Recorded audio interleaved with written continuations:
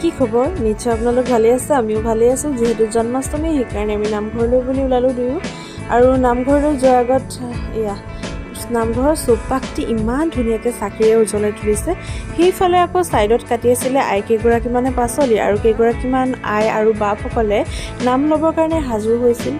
আৰু এয়া নাম শেষ হোৱাৰ পিছত বাপসকলে সেইফালে প্ৰসাদ ভগাই আছে আৰু আইসকলে দিহানাম জুৰি আছিলে